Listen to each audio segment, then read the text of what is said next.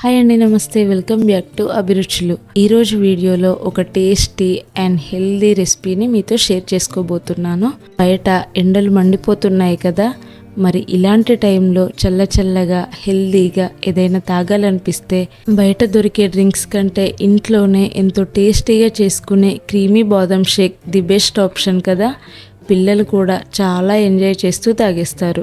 పైగా వాళ్ళ ఎదుగుదలకి కూడా చాలా మంచిది. మరి ఆలస్యం చేయకుండా ప్రాసెస్లోకి వెళ్ళిపోదాం. ముందుగా ఒక గిన్నెలో ఒక 25 నుండి 30 వరకు బాదం పలుకుల్ని నీళ్లు వేసి ముందు రోజు నైటే నానబెట్టుకున్నానండి. ఇలా ఓవర్ నైట్ సోక్ చేయడం వల్ల బాదం పలుకులు మెత్తగా అయిపోతాయి. మీకు ఒకవేళ టైం లేకపోతే నీళ్ళని బాగా మరిగించి ఒక 2 గంటల వరకు బాదం పలుకులు నానబెట్టుకోండి, చక్కగా సోక్ అవుతాయి. ఇలా నానబెట్టుకున్న బాదం పలుకుల్ని పైన పీల్ తీసేసి పక్కన పెట్టుకోండి. ఇప్పుడు స్టవ్ మీద ఒక కడాయిని తీసుకోండి. ఈ కడాయిని అప్పటికప్పుడు నీళ్లు వేసి కడిగేసుకొని తీసుకోండి. ఇలా చేయడం వల్ల పాలు మరిగించేటప్పుడు విరగకుండా అడగంటకుండా ఉంటాయి. కడాయిలోకి 1 లీటర్ దాకా చిక్కటి పాలు తీసుకోండి. ఫుల్ క్రీమ్ మిల్క్ తీసుకోండి. ఒకవేళ ఫుల్ క్రీమ్ మిల్క్ లేదంటే నార్మల్ మిల్క్ అయినా యూస్ చేయొచ్చు, పర్లేదు. పాలని ఒక పొంగు వచ్చే వరకు మంటను మీడియం ఫ్లేమ్లో ఉంచి మధ్య మధ్యలో కలుపుతూ బాయిల్ చేయండి. ఇలా పొంగొచ్చాక ఇందులోంచి ఒక 1/4 కప్పు పాలని పక్కకు తీసుకోండి. ఇప్పుడు మిగిలిన ఈ పాలని లో ఫ్లేమ్లో బాయిల్ చేయండి. బాదం పాలకి నేచురల్ కలర్ కోసం ఒక చిన్న బౌల్లో చిటికెడంత కుంకుమ పువ్వు వేసుకొని మనం పక్కకు తీసి పెట్టుకున్న వేడివేడి పాలల్లో నుండి 1 టేబుల్ స్పూన్ పాలు ఇందులో వేసేయండి. ఇప్పుడు ఒక బ్లెండర్ జార్ తీసుకొని అందులోకి మనం తొక్క ఒలుచుకున్న బాదం పలుకుల్ని వేసేసుకోండి.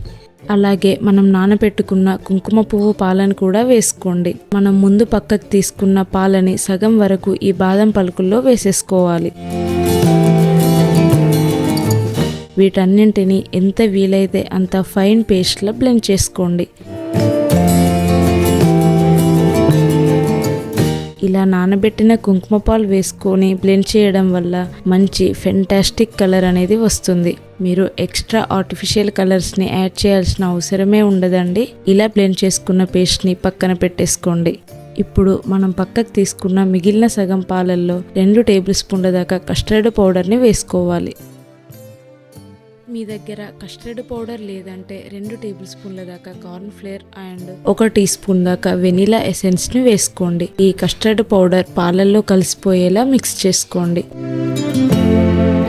ఇప్పుడు మరుగుతున్న పాలల్లోకి 1 by 1 యాడ్ చేసుకుందాం. ముందుగా బాదం పేస్ట్ని వేసుకొని లో ఫ్లేమ్లోనే ఉంచి గరిటెతో కలుపుతూ కనీసం ఒక 10 నిమిషాల పాటు బాగా మరిగించుకోవాలి. బాదంలోని పచ్చి వాసన అంతా పోయి మంచి వాసన వచ్చే వరకు కలుపుతూ బాయిల్ చేసుకోండి. ఇందులోకి 1/2 టీ స్పూన్ దాకా యాలకుల పొడి వేసి పాలల్లో బాగా మిక్స్ చేసుకోండి.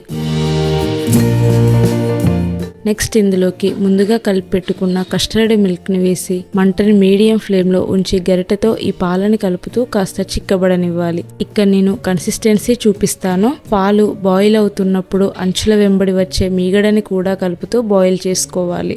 ఇలా పాలన్నీ కాస్త చిక్కబడ్డాక ఇందులోకి 3 టేబుల్ స్పూన్ల దాకా పంచదారని వేసుకోండి. మీరు తినే స్వీట్నెస్ని బట్టి పంచదారని కాస్త అటు ఇటు అడ్జస్ట్ చేసుకొని వేసుకోండి. పంచదార పూర్తిగా కరిగే వరకు కలుపుతూ మరిగించి స్టవ్ ఆఫ్ చేసి పక్కకు దించేసుకోండి.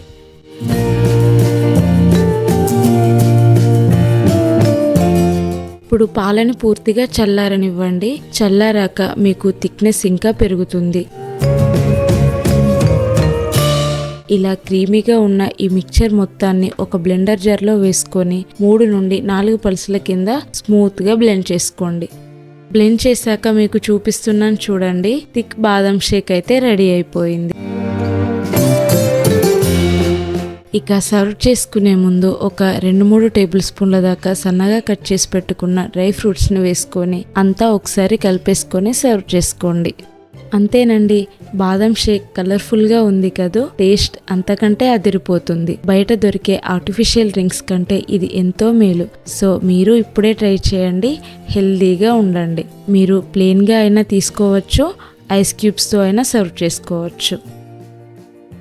సో మీరు తప్పకుండా ఇంట్లో ట్రై చేసి మీ ఫీడ్బ్యాక్ని ఎలా వచ్చిందో నాతో కామెంట్ చేయండి. ఈ వీడియో నచ్చితే లైక్ చేయండి, మీ ఫ్రెండ్స్ అండ్ రిలేటివ్స్కి షేర్ చేయండి. మరిన్ని సింపుల్ అండ్ టేస్టీ రెసిపీస్ కోసం అభిరుచులు ఛానల్ని సబ్స్క్రైబ్ చేసుకోండి.